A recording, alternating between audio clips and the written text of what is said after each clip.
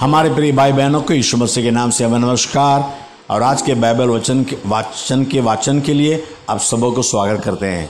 आइए हम प्रार्थना करें। प्यारे पिता परमेश्वर, धन्यवाद देते हैं, उन्होंने उनके ओर देखा और प्रकाश पा लिया, उनका चेहरा लज्जित नहीं हुआ। आज तेरे वचन के जरिए हम तेरे ओर देखने वाले हैं, तुझे ताकने वाले हैं। ये वचन को सुनने वाले, पढ़ने वाले सर्क पे जीवन में तेरे ज्योति चमके, उनका जीवन प्रकाश में हो जाए। यीशु मसीह के नाम से मांगते पिता, आमीन आमीन। आज पहला शामुएल 29 अध्याय। फिलिस्तियों ने अपनी समस्त सेना को अपेक में इकट्ठा किया और इज़राइल के निकट के सोते के पास डेरे डाले हुए थे। तब फिलिस्तियों के सरदार अपने अपने सैकड़ों और हजारों समेत आगे बढ़ गए और सेना के पीछे पीछे आकीश के साथ दाऊद भी अपने जनों समेत बढ़ गया। तब फिलिस्ती हाकिमों ने पूछा, इन इब्रियों का यहां क्या काम है? आकीश ने फिलिस्ती सरदारों से कहा, क्या वह इज़राइल के राजा शाऊल का कर्मचारी दाऊद नहीं है, जो क्या जाने कितने दिनों से वरन वर्षों से मेरे साथ रहता है, और जब से वह भाग आया तब से आज तक मैंने उसमें कोई दोष नहीं पाया। तब फिलिस्ती हाकिम उससे क्रोधित हुए और उससे कहा, उस पुरुष को लौटा दे कि वह उस स्थान पर जाए जो तूने उसके लिए ठहराया है। वह हमारे संग लड़ाई में न आने पाएगा।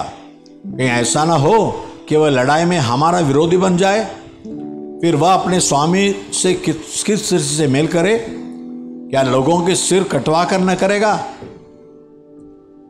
क्या यह वही दाऊद नहीं है जिसके विषय में लोग नाचते और गाते हुए एक दूसरे से कहते थे कि शाऊल ने हजारों को पर दाऊद ने लाखों को मारा है? तब आकीश ने दाऊद को बुलाकर उससे कहा, यहोवा के जीवन की शपथ, तू तो सीधा है और सेना में तेरा मेरे संग आना जाना भी मुझे भावता है, क्योंकि जब से तू मेरे पास आया तब से लेकर आज तक मैंने तो तुझ में कोई बुराई नहीं पाई, तो भी सरदार लोग तुझे नहीं चाहते। इसलिए अब तो कुशल से लौट जा, ऐसा ना हो कि फिलिस्ती सरदार तुझसे अप्रसन्न हो। दाऊद ने आकीश से कहा, मैंने क्या किया है? और जब से मैं तेरे सामने आया तब से आज तक तूने अपने दास में क्या पाया है कि अपने प्रभु राजा के शत्रुओं से लड़ने न पाऊं? आकीश ने दाऊद को उत्तर देकर कहा, हाँ, यह मुझे मालूम है, तो मेरी दृष्टि में तो परमेश्वर के दूत के समान अच्छा लगता है। तो अभी फिलिस्तियों हाकिमों ने कहा है कि वह हमारे संग लड़ाई में न जाने पाएगा। इसलिए अब तो अपने प्रभु के सेवकों को लेकर जो तेरे साथ आए हैं, बिहान को तड़के उठना, और तुम बिहान को तड़के उठकर उजियाला होते ही चले जाना। इसलिए बिहान को दाऊद अपने जनों समेत तड़के उठकर फिलिस्तियों के देश को लौट गया और फिलिस्ती इज़राइल को चढ़ गए। पहला शामुएल 30 अध्याय। तीसरे दिन जब दाऊद अपने जनों समेत सिकलग पहुंचा, तब उन्होंने क्या देखा कि अमालेकियों ने दक्षिण देश और सिकलग पर चढ़ाई की और सिकलग को मार के फूंक दिया, और उसमें की स्त्री और छोटे बड़े जितने थे सबको बंदुआई में ले गए। उन्होंने किसी को मार तो नहीं डाला, परंतु सबों को लेकर अपना मार्ग लिया। इसलिए जब दाऊद अपने जनों समेत उस नगर में पहुंचा, तब नगर तो जला पड़ा था और स्त्रियां और बेटे बेटियां बंदुआई में चली गई थी। तब दाऊद और वे लोग जो उसके साथ थे चिल्लाकर इतना रोए कि फिर उनमें रोने की शक्ति न रही। और दाऊद की दो स्त्रियां, इज़राइली अहीनोआम और कर्मेली नाबाल की स्त्री अबीगाइल, बंदुआई में गई थी। और दाऊद बड़े संकट में पड़ा, क्योंकि लोग अपने बेटे बेटियों के कारण बहुत शोकित होकर उस पर पत्थरवाह करने की चर्चा कर रहे थे। परंतु दाऊद ने अपने परमेश्वर यहोवा को स्मरण करके हिया बांधा। तब दाऊद ने अहीमेलेक के पुत्र एब्यातार याजक से कहा, यबोत को मेरे पास ला। तब एब्यातार यबोत को दाऊद के पास ले आया। और दाऊद ने यहोवा से पूछा, क्या मैं इस दल का पीछा करूं? क्या उसको जा पकड़ूंगा? उसने उससे कहा, पीछा कर, क्योंकि तू निश्चय उसको पकड़ेगा और निस्संदेह सब कुछ छुड़ा लाएगा। तब दाऊद अपने 600 साथी जनों को लेकर बसोर नाम नाले तक पहुंचा। वहां कुछ लोग छोड़े जाकर रह गए। दाऊद ने 400 पुरुषों समेत पीछा किया चला गया, परंतु 200 जो ऐसे थक गए थे कि बसोर नाले के पार न जा सके वहीं रहे। उनको एक मिस्री पुरुष मैदान में मिला। उन्होंने उसे दाऊद के पास ले जाकर रोटी दी और उसने उसे खाया। तब उसे पानी पिलाया। फिर उन्होंने उसको अंजीर की टिकियां का एक टुकड़ा और 2 गुच्छे किशमिश दिए। और जब उसने खाया तब उसके जी में जी आया। उसने 3 दिन और 3 रात से न तो रोटी खाई थी और न पानी पिया था। तब दाऊद ने उससे पूछा, तो किसका जन है और कहाँ का है? उसने कहा, मैं तो मिस्री जवान और एक अमोले के मनुष्य का दास हूं, और 3 दिन हुए कि मैं बीमार पड़ा और मेरा स्वामी मुझे छोड़ दिया।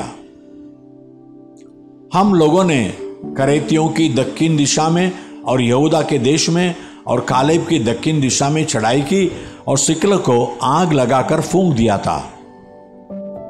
दाऊद ने उससे पूछा, क्या तो मुझे उस दल के पास पहुंचा देगा?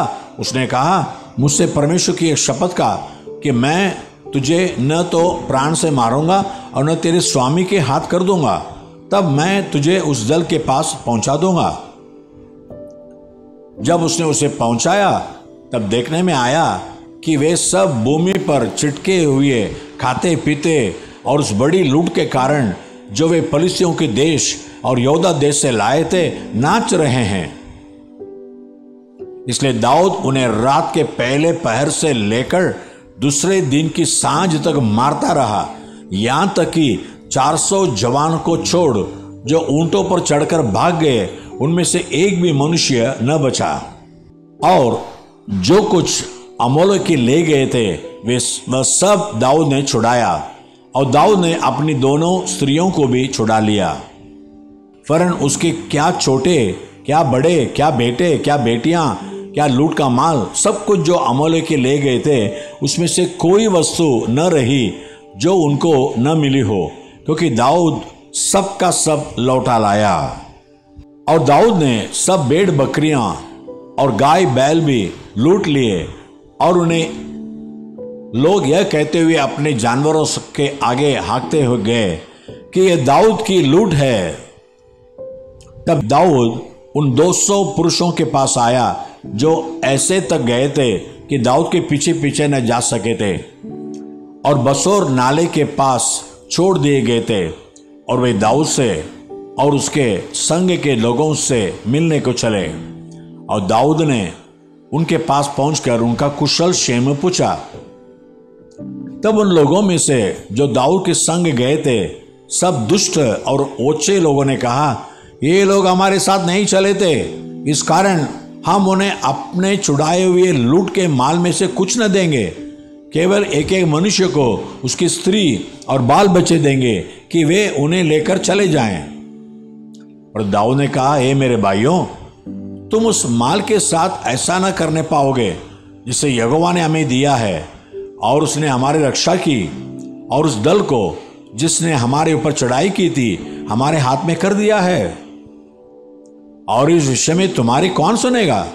लड़ाई में जाने वाले का जैसा बाग हो, सामान के पास बैठे हुए का भी वैसा ही बाग होगा, दोनों एक ही समान बाग पाएंगे। और दाऊद ने इस्राएलियों के लिए ऐसा ही विधि और नियम ठहराया, और वह उस दिन से लेकर आगे को वरन आज लो बना है। सिकलग में पहुंचकर दाऊद ने यहूदी पुरानियों के पास जो उसके मित्र थे लूट के माल में से कुछ कुछ भेजा, और यह कहलाया कि यहोवा के शत्रुओं से ली हुई लूट में से तुम्हारे लिए यह भेंट है।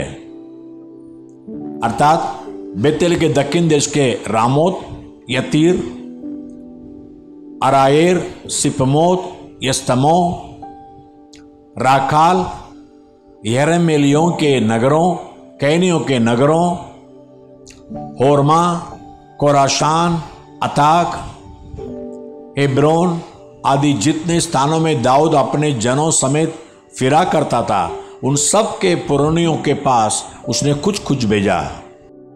आज फिलमोन की पत्री, उसमें एक अध्याय है, उसे पढ़ेंगे।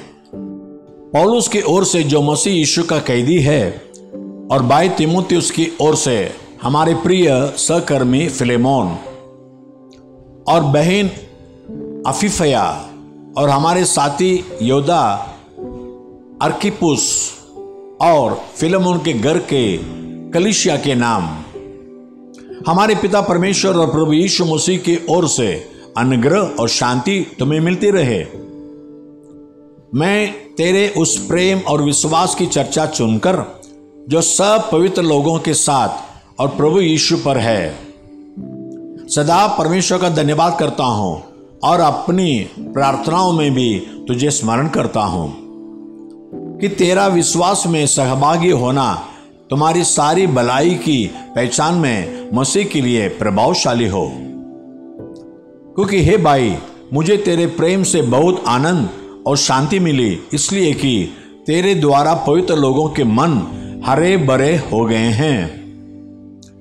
इसलिए यद्यपि मुझे मसीह में बड़ा हियाव तो है कि जो बात ठीक है उसकी आज्ञा तुझे दूं, तो भी मुझ बूढ़े पौलुस को, जो अब मसीह यीशु के लिए कैदी हूं, यह और भी भला जान पड़ा कि प्रेम से विनती करूं। मैं अपने बच्चे उनेसिमुस के लिए, जो मुझसे मेरी कैद में जन्मा है, तुझसे विनती करता हूं। वो तो पहले तेरे कुछ काम का न था, पर अब तेरे और मेरे दोनों के बड़े काम का है। उसी को, अर्थात जो मेरे हृदय का टुकड़ा है, मैंने उसे तेरे पास लौटा दिया है। उसे मैं अपने ही पास रखना चाहता था कि तेरी ओर से इस कैद में जो सुसमाचार के कारण है मेरी सेवा करे। पर मैंने तेरी इच्छा बिना कुछ भी करना न चाहा कि तेरी यह कृपा दबाव से नहीं पर आनंद से हो। क्योंकि क्या जाने वह तुझसे कुछ दिन तक के लिए इसी कारण अलग हुआ कि सदैव तेरे निकट रहे। पर तो अब से दास की नाई नहीं, वरन दास से भी उत्तम, अर्थात भाई के समान रहे, जो शरीर में भी और विशेषकर प्रभु में भी मेरा प्रिय हो। सो यदि तू मुझे सगबाई समझता है तो उसे इस प्रकार ग्रहण कर जैसे मुझे। और यदि उसने तेरी कुछ हानि की है या उस पर तेरा कुछ आता है तो मेरे नाम पर लिख ले। मैं पौलुस अपने हाथ से लिखता हूं कि मैं आप भर दूंगा, और इसके कहने की कुछ आवश्यकता नहीं कि मेरा कर्ज जो तुझ पर है वो तू ही है। हे भाई, यह आनंद मुझे प्रभु में तेरी ओर से मिले, मसीह में मेरे जी को हरा भरा कर दे। मैं तेरे आज्ञाकारी होने का भरोसा रखकर तुझे लिखता हूं और एक जानता हूं कि जो कुछ मैं कहता हूं तो उससे कहीं बढ़कर करेगा। और यह भी कि मेरे लिए उतरने के जगह तैयार रख। मुझे आशा है कि तुम्हारी प्रार्थनाओं के द्वारा मैं तुम्हें दे दिया जाऊंगा। इपफ्रास जो मसीह यीशु में मेरे साथ कैदी है, और मरकुस और अरिस्तर्कुस और देमास और लूका जो मेरे सहकर्मी हैं, इनका तुझे नमस्कार। हमारे प्रभु यीशु मसीह का अनुग्रह तुम्हारी आत्मा पर होता रहे। आमीन। न्याय की किताब 3 अध्याय उसका 12 से लेकर 31 तक पढ़ने वाले हैं। तब इस्राएलियों ने फिर यहोवा की दृष्टि में बुरा किया, और यहोवा ने मोआब के राजा एग्लोन को इस्राएल पर प्रबल किया, क्योंकि उन्होंने यहोवा की दृष्टि में बुरा किया था। इसलिए उसने अम्मोनियों और अमोलियों को अपने पास इकट्ठा किया और जाकर इस्राएल को मार लिया और कजूर वाले नगर को अपने वश में कर लिया। तब इस्राएली 18 वर्ष तक मोआब के राजा एग्लोन के अधीन में रहे। फिर इस्राएल ने यहोवा की दुहाई दी और उसने गेरा के पुत्र यहूद नाम एक बिन्यामीनी को उनका छुड़ाने वाला ठहराया। वह बहंगता था। इस्राएल ने उसी के हाथ से मोआब के राजा एग्लोन के पास कुछ भेंट भेजी। यहूद ने हाथ भर लंबी एक दोधारी तलवार बनवाई थी और उसको अपने वस्त्र के नीचे दाहिनी जांघ पर लटका लिया। तब उस भेंट को मोआब के राजा एग्लोन के पास, जो बड़ा मोटा पुरुष था, ले गया। जब वह भेंट को दे चुका तब भेंट के लाने वाले को विदा किया, परंतु वह आप गिलगाल के निकट की खुदी हुई मूर्तों के पास लौट गया और एग्लोन के पास कहला भेजा कि हे राजा, मुझे तुझसे एक भेद की बात कहनी है। तब राजा ने कहा, थोड़ी देर के लिए बाहर जाओ। तब जितने लोग उसके पास उपस्थित थे वे सब बाहर चले गए। तब यहूद उसके पास गया। वह तो अपनी एक हवादार अठारी में अकेला बैठा था। यहूद ने कहा, परमेश्वर की ओर से मुझे तुझसे एक बात कहनी है। तब वह गद्दी पर से उठ खड़ा हुआ। इतने में यहूद ने अपना बायां हाथ बढ़ाकर अपनी दाहिनी जांघ पर से तलवार खींचकर उसके थोंत में घुसेड़ दी और फल के पीछे मूठ भी पैंट गई और फल चर्बी में धंसा रहा, क्योंकि उसने तलवार को उसकी नोक में से न निकाला, वरन वह उसके आर पार निकल गई। तब यहूद जज्जे से निकलकर बाहर गया और अठारी के किवाड़ खींचकर उसको बंद करके ताला लगा लिया। उसके निकल जाते ही राजा के दास आए तो क्या देखते हैं कि अटारी के किवाड़ों में ताला लगा है। इस कारण वे बोले कि निश्चय वह हवादार कोठरी में लघु शंका करता होगा। वे बाट जोते जोते लज्जित हो गए। तब वह यह देखकर कि वह अठारी के किवाड़ नहीं खोलता, उन्होंने कुंजी लेकर किवाड़ खोले तो क्या देखा कि उनका स्वामी भूमि पर मरा पड़ा है। जब तक वे सोच विचार कर रहे थे तब तक यहूद भाग निकला और खुदी हुई मूर्तों की परली ओर होकर सैरे में जाकर शरण ली। वहां पहुंचकर उसने एफ्राइम के पहाड़ी देश में नरसिंगा फूका। तब इस्राएली उसके संग होकर पहाड़ी देश से उसके पीछे पीछे नीचे गए और उसने उनसे कहा, मेरे पीछे पीछे चले आओ, क्योंकि यहोवा ने तुम्हारे मोआबी शत्रुओं को तुम्हारे हाथ में कर दिया है। तब उन्होंने उसके पीछे पीछे जाके यरदन के घाटों को जो मोआब देश की ओर है ले लिया और किसी को उतरने न दिया। उस समय उन्होंने कोई 10,000 मोआबियों को मार डाला। वे सब के सब हृष्ट पुष्ट और सूरवीर थे, परंतु उनमें से एक भी न बचा। इस प्रकार उस समय मोआब इस्राएल के हाथ के तले दब गया। तब 80 वर्ष तक देश में शांति बनी रही। उसके बाद अनात का पुत्र शमगर हुआ। उसने 600 फलिस्ती पुरुषों को बैल के पैने से मार डाला। इस कारण वह भी इस्राएल का छुड़ाने वाला हुआ।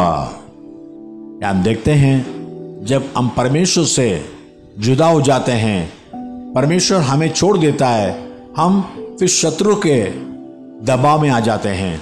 ऐसा ना होना है। हमेशा परमेश्वर की बात मान के चलिए। प्यारे पिता परमेश्वर धन्यवाद देते हैं। इस्राएली लोग परमेश्वर के लोग थे, फिर भी परमेश्वर से जुदा होकर अन्य देवता के पास गए तो परमेश्वर ने उनको छोड़ दिया और वे शत्रु के हाथ में फंस गए। हम ऐसा नहीं होना है प्रभु।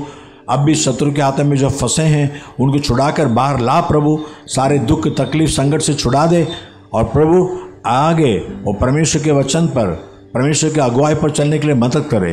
यीशु मसीह के नाम से मांगते पिता, आमीन और आमीन। God bless you. परमेश्वर आपको आशीष करे। आमीन।